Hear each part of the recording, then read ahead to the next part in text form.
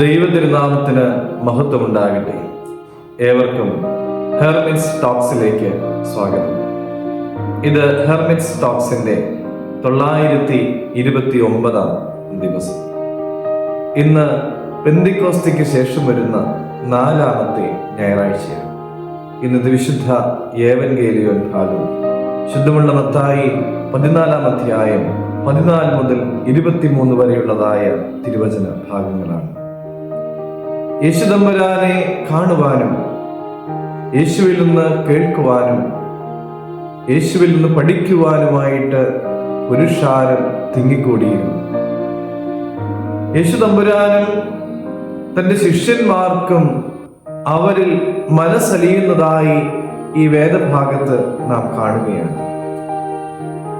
കൂടി വന്ന ജനങ്ങളിൽ മനസ്സലിഞ്ഞ ശിഷ്യന്മാർ യേശുവിനോട് പറയുന്നുണ്ട്, യേശുവേ, ഇവർ പട്ടിണിയാണ്, ഇവർക്ക് നല്ലപോലെ വിശക്കുന്നുണ്ട്, അതുകൊണ്ട് തന്നെ ഇവർക്ക് ഭക്ഷണം കഴിക്കുവാൻ തക്കവണ്ണം ഒരവസരം നൽകി പറഞ്ഞയക്കണമെന്ന് യേശുവിനോട് അവരാവശ്യപ്പെടുകയാണ്.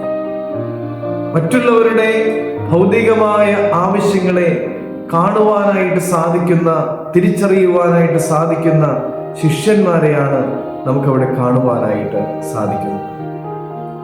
എന്നാൽ യേശുതമ്പുരാൻ അവരോട് അനുകമ്പ തോന്നിയിട്ട് ശിഷ്യന്മാരോട് പറയുകയാണ്, നിങ്ങൾ അവർക്ക് ഭക്ഷണം കൊടുക്കുകയും എന്ന്. ശിഷ്യന്മാർ പറഞ്ഞു, ഞങ്ങളുടെ കയ്യിൽ ഒന്നുമില്ല, ഇവിടെ ആകെയുള്ളത് 5 അപ്പവും 2 മീനുമാണ്. യേശുതമ്പുരാൻ പറഞ്ഞു, ആ 5 അപ്പവും 2 മീനും ഇവിടെ എൻ്റെ അടുക്കൽ കൊണ്ടുവരിക. യേശുതമ്പുരാൻ 5 അപ്പവും 2 മീനും എടുത്ത് വാഴ്ത്തി നുറുക്കി ശിഷ്യന്മാരുടെ പക്കൽ കൊടുത്ത് പുരുഷാരത്തിന് വിളമ്പുവാനായിട്ട് കൽപ്പിച്ചു. പ്രിയമുള്ളവരെല്ലാവരും തിന്ന് തൃപ്തരായി എന്ന് മാത്രമല്ല, മിച്ചം വരികയും ചെയ്തു. യേശുതമ്പുരാൻ എന്ത് പാഠമാണ് ഇതിലൂടെ തന്റെ ശിഷ്യന്മാരെ പഠിപ്പിച്ചത്? പ്രിയമുള്ളവരെ, ശിഷ്യന്മാരെ പഠിപ്പിച്ചതായ അതേ പാഠം ഇന്ന് നമുക്കും കർത്താവ് നൽകുന്നുണ്ട്.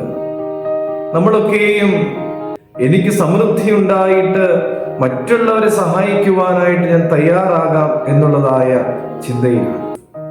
എനിക്ക് കുറേയൊക്കെ ഉണ്ടാകട്ടെ, എന്നിട്ട് ഞാൻ മറ്റുള്ളവരെ സഹായിക്കാനായിട്ട് പരിശ്രമിക്കാം എന്ന് വിചാരിച്ചാൽ പ്രിയമുള്ളവരെ, അതൊരിക്കലും നടക്കുവാനായിട്ട് പോകുന്നില്ല. എന്നാൽ ദൈവം നമുക്കായി നൽകിയിട്ടുള്ള നമ്മുടെ സമയം, നമ്മുടെ സമ്പത്ത്, നമ്മുടെ ആരോഗ്യം, നമ്മുടെ കഴിവുകൾ, ഇവയൊക്കെയും മറ്റുള്ളവർക്കായി പകുത്തു നൽകുവാനായിട്ട് നമുക്ക് സാധിക്കണം. ദൈവം നമുക്ക് നൽകിയ അനുഗ്രഹങ്ങളെല്ലാം മറ്റുള്ളവർക്കും കൂടെ ഉള്ളതാണ് എന്നുള്ളതായ ഒരു തിരിച്ചറിവിലേക്ക് വരുവാനും നമുക്ക് സാധിക്കണം.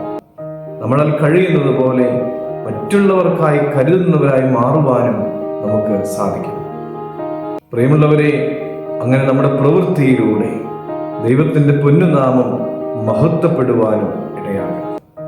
ആയതിനുള്ളൊരു ഭാഗ്യം നമുക്കെല്ലാവർക്കും ഉണ്ടാകട്ടെ എന്ന് പ്രാർത്ഥിക്കാം. ദൈവം അനുഗ്രഹിക്കട്ടെ.